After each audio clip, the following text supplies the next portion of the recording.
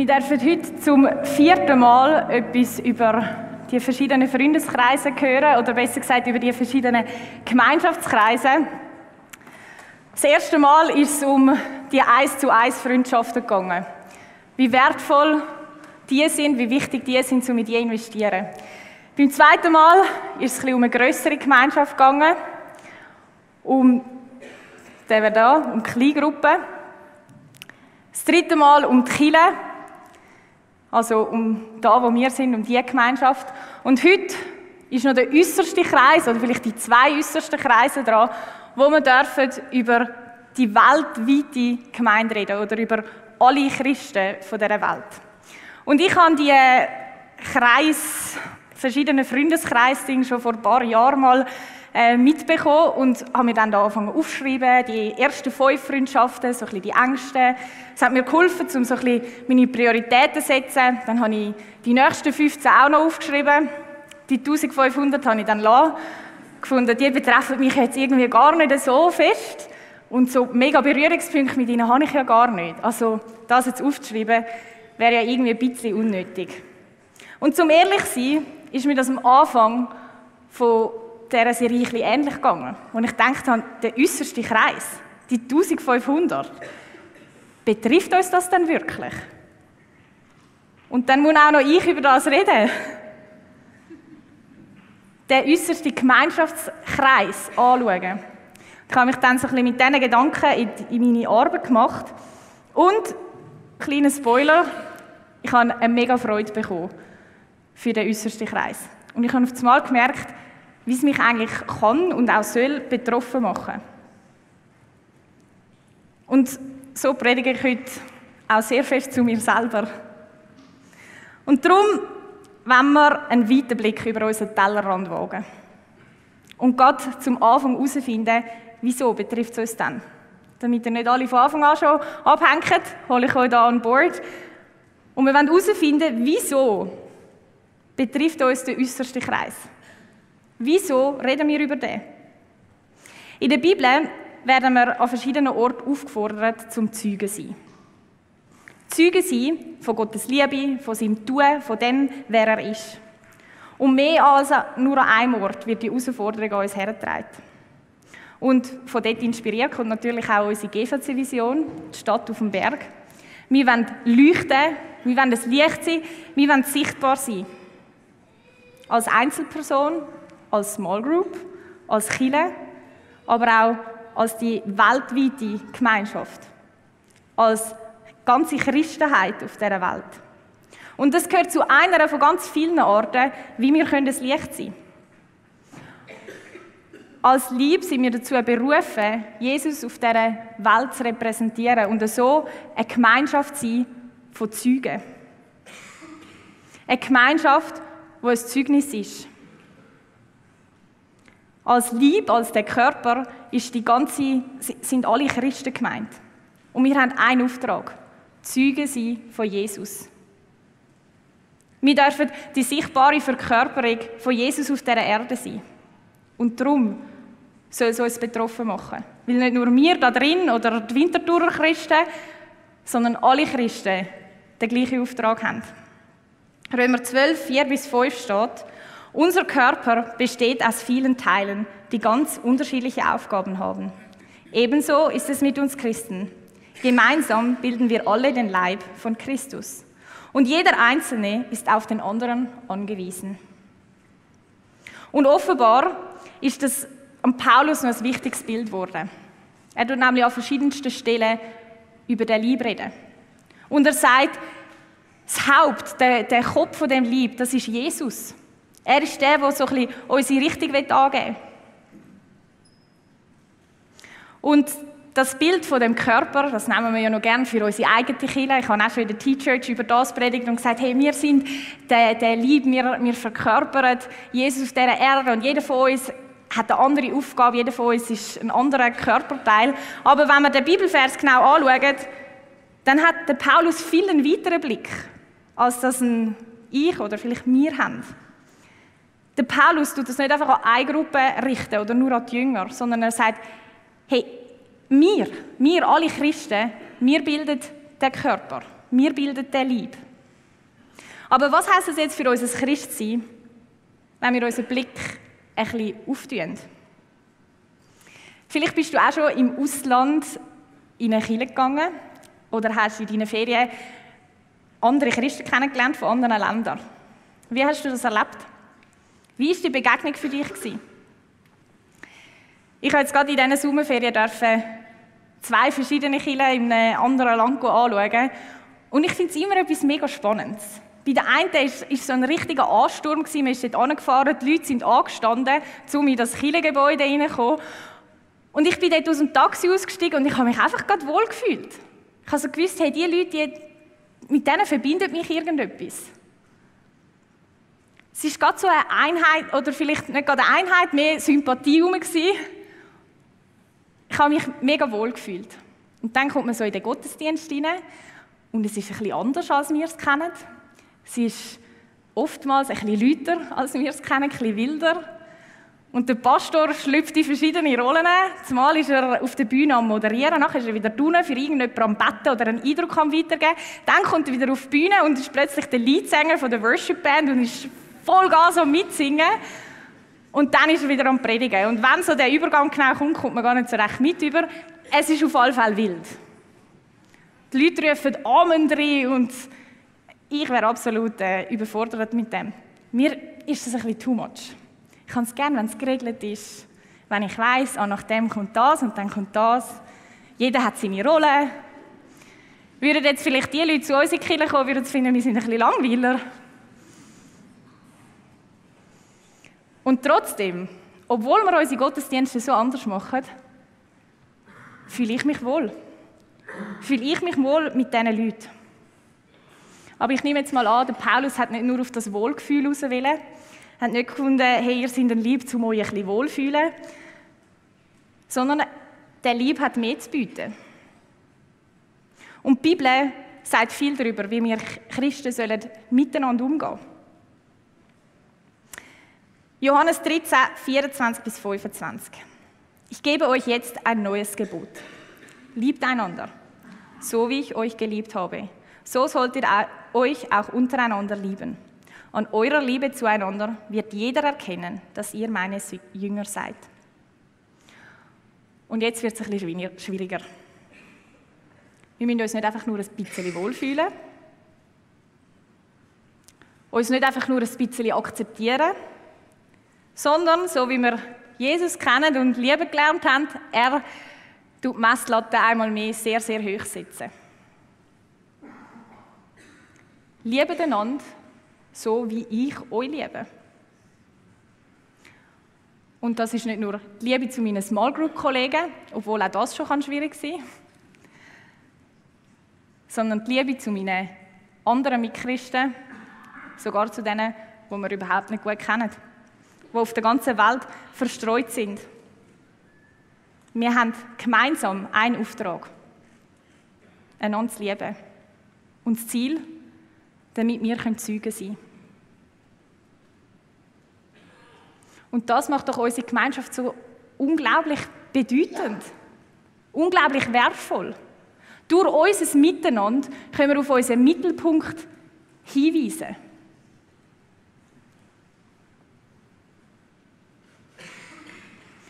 Was, wenn Jesus und unser Glaube durch unsere Liebe zueinander bekannter werden würde?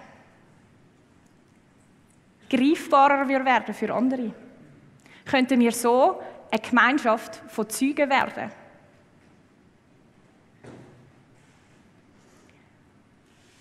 In einer Liebe, die sich zeigt durch herzliche Anteilnahme, am Mitfreuen, am Mitleiden, wenn es schwierig ist, am Einstehen in Gebet.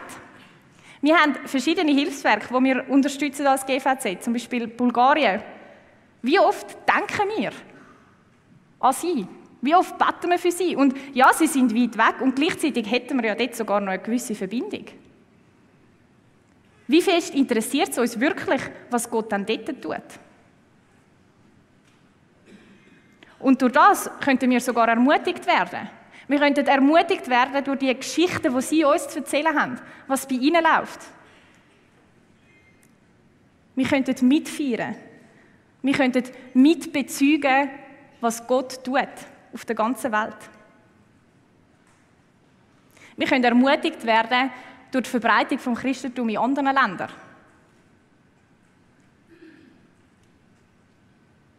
Und so eine Gemeinschaft von Zeugen werden. Damit andere Menschen sich vielleicht wieder ein bisschen mehr für den Glauben, Gott, die Kirche können interessieren können. Aufgrund von dieser Liebe, die wir zueinander haben dürfen. Und es klingt mega cool. Und es klingt ganz ehrlich auch ein bisschen easy. Ja, dann lieben wir einander. Dann liebe ich halt noch den, den ich gar nicht so gut kenne.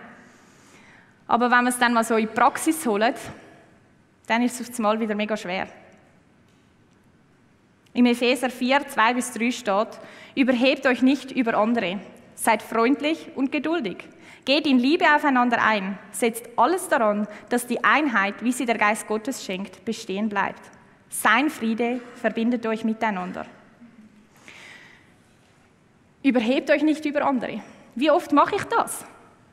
Indem ich denke, dass so wie ich Gott anbete, über ihn rede, mein Christsein ausleben, die Bibel verstehen, besser ist, biblischer ist, echter ist, viel mehr von Herzen, nicht so übertrieben, nicht so peinlich. Und das fängt nicht erst an, wenn ich ins Ausland schaue zu den anderen Christen. Wie denkst du über andere Christen, über andere Kirchen, über andere Art und Weise, mit Gott unterwegs zu sein? Über eine Theologie, die vielleicht anders ist als deine? Ist es nicht so, dass gerade darum Nicht-Christen sich fragen, wie denn das die Wahrheit sein könnte? Wenn sich Christen ja untereinander nicht einmal einig sind. Wenn sie schlecht übereinander reden, sich anfeinden, urteilen darüber, was jetzt richtig mehr christlich ist oder weniger. Und wenn wir einen Blick zurückwerfen in die Geschichte der Kirchen, dann sehen wir, dass es schon viel mehr als nur einmal eine Spaltung gegeben hat. Eine Hälfte hat das wollen und die andere Hälfte hat das wollen. Hat das für richtig gefunden und die andere Hälfte hat das für richtig empfunden. Und das ist leider nicht immer nur im Frieden passiert. Und es geht gar nicht darum, dass wir uns überall einig sind. Bis zum letzten Punkt.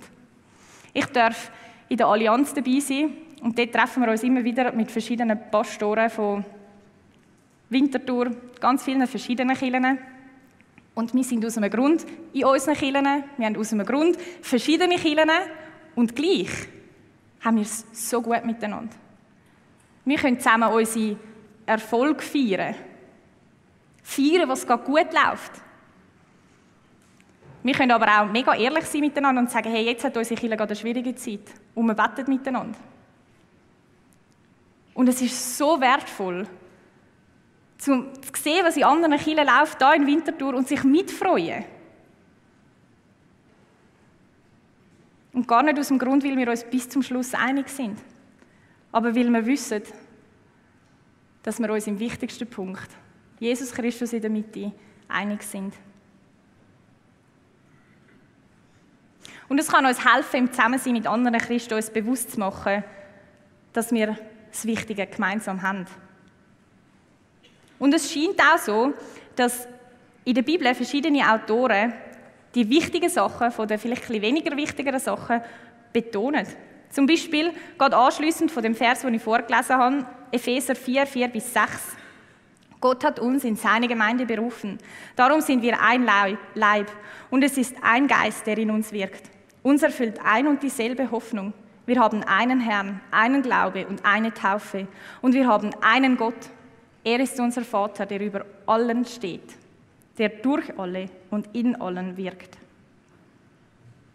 Es kann uns helfen miteinander, wenn wir uns auf das Wichtige fokussieren. Und wenn wir den Vers ein bisschen betrachten, dann fällt uns schnell etwas auf. Es führt alles auf Gott zurück. Gott der Vater, Gott der Sohn und Gott als Geist. Es zielt alles auf ihn. Also vereinfacht können wir da auch sagen, Gott hat uns in seine Gemeinde berufen. Darum sind wir ein Leib und er unser Mittelpunkt. immer mit dem Vertrauen in unser Gegenüber, dass auch sie Jesus suchen. Dass auch ihr Herzenswunsch ist, mit Jesus zu leben. Unabhängig von unseren unterschiedlichen Ansichten und Arten, wie wir es ausleben. Trotzdem das Ausstrecken nach Jesus zu haben. Und das ist doch das Wertvolle, das Schöne, das Schützbare, was wir hier in dieser Gemeinschaft haben dürfen. So unterschiedlich und gleich etwas Unglaubliches, was uns zusammenbringt. Etwas, was uns begeistert, das unser Leben hat auf den Kopf stellen. Johannes 17,23. Ich bleibe in ihnen und du bleibst in mir. Genauso sollen auch sie vollkommen eins sein. Dann wird die Welt erkennen, dass du mich gesandt hast und dass du meine Jünger liebst, so wie du mich liebst. Ein Vers aus dem letzten Gebet von Jesus. Und er hat das nicht für irgendjemanden gebetet, sondern kurz oben da steht, ich bitte aber nicht nur für sie, also für seine Jünger, sondern für alle, die durch ihre Worte von mir hören und an mich glauben werden. Er betet für uns und er betet, dass wir eins sein können. Dass wir eins sein können, damit die Welt erkennt, dass Gott Jesus auf die Erde gesendet hat. Und wo wird das eintreffen? Dort, wo wir eins sind. Dort, wo wir einander lieben. Ist das nicht eine unglaubliche Kraft, die in dieser Gemeinschaft liegen würde? In unserem Miteinander können wir auf Jesus zeigen. Wie fest sollte das uns eigentlich betroffen machen? Eine Gemeinschaft von Zeugen können sein. Es gibt einen Begriff, Bodyshaming. Und ich drifte jetzt nicht weg von meinem Thema, sondern vertraue mir, ich komme wieder zurück. Der ist in den letzten Jahren gerade im Internet sehr populär geworden. Und es geht dort eigentlich darum, dass man sich selber annehmen soll. Beziehungsweise Bodyshaming heisst eben, dass man seinen eigenen Körper oder den Körper von anderen beurteilt, verurteilt und abwertet, beleidigt. Und man ist sich einig, das ist ein absolutes No-Go. No Bodyshaming. Und ich nehme an, ihr seid mit mir auch einig. Das macht man nicht. Aber machen wir nicht genau das an unserem geistlichen Körper? Betreiben wir nicht genau dort Bodyshaming? Die Hand interessiert sich nicht wirklich, wie es am Fuß geht oder wie Gott bei ihm wirkt. Und als Handgelenk wollen wir das linke Bein eigentlich lieber loswerden, weil er macht es falsch. Als kleine Zehen wissen wir eigentlich ganz genau, wie das Maul jetzt Gott müsste anbeten.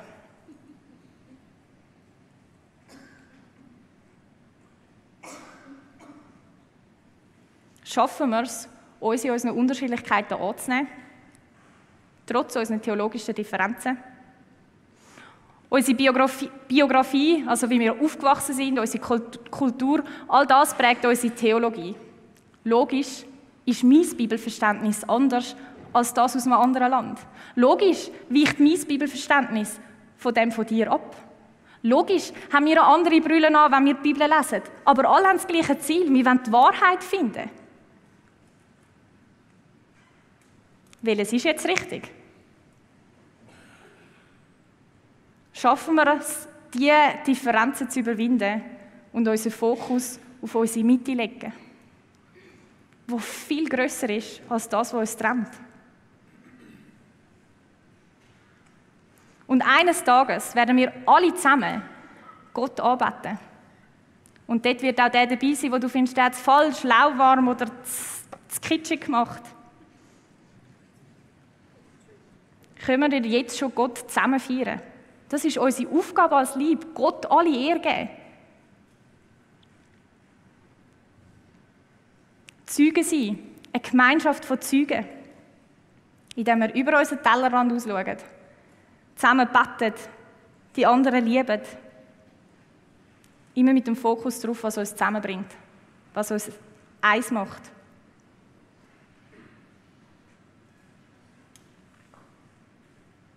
Wir haben über die letzten 4 Wochen immer wieder über die verschiedenen Gemeinschaften gehört, wie wertvoll sie sind. Und wie gehen wir weiter, dass es nicht einfach eine weitere nice Serie in der Geschichte der GVC war? Wie gehen wir weiter? Was könnte der Schritt sein, den wir machen können, dass wir eine Veränderung sehen? Lasst uns bei uns starten. Lasst uns einen Anfang machen. Vielleicht gerade für das Bein, wo wir finden, das macht es falsch. Und anfangen zu beten. Nicht, dass das Bein jetzt die andere Wahrheit findet, die ich eigentlich richtig finde, sondern dass wir lieben können. Über unsere Differenzen ausleben, mit dem Fokus auf Jesus, der uns vereint. Dass wir echtes Interesse haben können und vielleicht können da starten in unserer Kirche und über unseren Freundeskreis können ausgehen und bei jemandem nachfragen können. Hey, wie geht's dir? Was hast du mit Gott erlebt? Oder so, wie es der Matt letzte Woche gesagt hat, indem wir im Foyer jemanden ansprechen, der bei der Flyerwand steht, der sich noch nicht so wohl in unserer Kirche fühlt. Und der einfachste Schritt, ich gebe euch gerade als Tipp mit, nächste Woche, gleicher Ort, gleiche Zeit, findet der Allianz-Gottesdienst statt. Ganz einfach. Ihr könnt einfach da hinkommen. Und zum einen ermutigt werden von all diesen Christen, die in Winterthur sind. Und zum anderen euch in den Körper hineingeben, mitfeiern, einander lieben.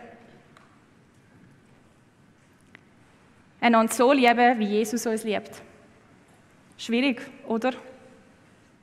Das Schöne daran ist, Gott kann das in uns bewirken. Wir müssen nicht aus eigener Kraft. Wir können ihn um seine Hilfe beten. Um seine Liebe für sein Lieb. Wir nehmen uns jetzt 1-2 Minuten Zeit und ihr seht dann nachher hier an der Leinwand ein paar Fragen, die ihr euch durch den Kopf gehen lassen. Und nachher starten wir in die Worship-Zeit, wo wir gemeinsam unseren Gott anbeten können. Vielleicht auf unterschiedliche Arten. Und währenddessen dürft ihr auch mega gerne zum Kreuz gehen. Dort ist auch das Gebetsteam, das mega gerne für euch betet, euch segnen. Ihr könnt auch mit einem konkreten Anliegen kommen. Oder wenn du online dabei bist, darfst du auf die eingeblendete Nummer eine Textnachricht schicken. Und sie werden sich so bei dir melden. Und jetzt nehmen wir uns Zeit und lassen uns die Fragen durch den Kopf gehen, lassen uns bewegen von denen.